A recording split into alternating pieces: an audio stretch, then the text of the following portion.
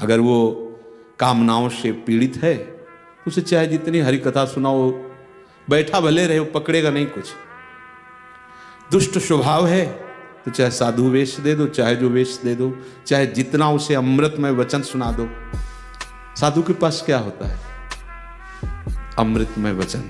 साधु के वचन ही सूर्य का काम करते हैं अंधकार नष्ट करने के लिए। बंदों गुरुपद कंज कृपा सिंधु नर रूप हरि महामोहतम पुंज जासु बचन रविकर निकर। जिनके वचन सूर्य का कार्य करते हैं। अज्ञान तिमिरांधस्य ज्ञानांजन चला गया, वो ज्ञान का अंजन लगा देते। क्या ज्ञान का अंजन? यही ज्ञान का अंजन। नाम वाणी के सिवा कुछ नहीं हमारे जीवन में। ये परम विश्राम स्थिति।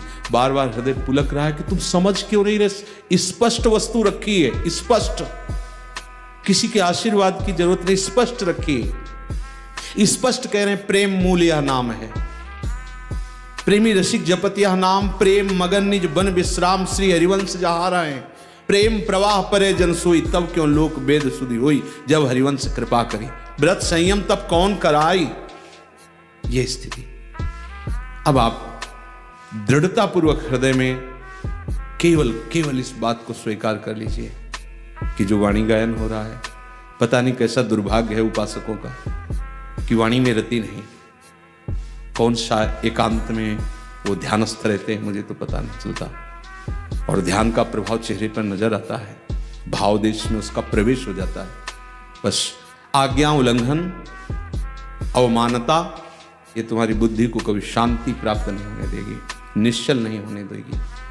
बार बार कहें यहाँ बैठ जाओ, केवल बैठ जाओ, कानों में सुनाई दे रहा है। इसका प्रभाव ऐसा होगा कि एक दिन आप शिथिल हो जाओगे। एक दिन ऐसा होगा कि नेत्रों से अश्रुधारा बहने लगेगी। एक दिन ऐसा होगा प्यारी जो प्यारे जो आपको स्वीकार कर लेंगे। आज सुबह के पद में था कि जहाँ न वेदों की पहुँच है, न ब्रह्मा शिव की पहुँच है, भूरी सखी कहती मैं अधम पामर कैसे आपको प्राप्त करूं। मन बुद्धि चित्त अहंकार का प्रवेश ही नहीं है। क्या करोगे साधना? तुम क्या करोगे साधना?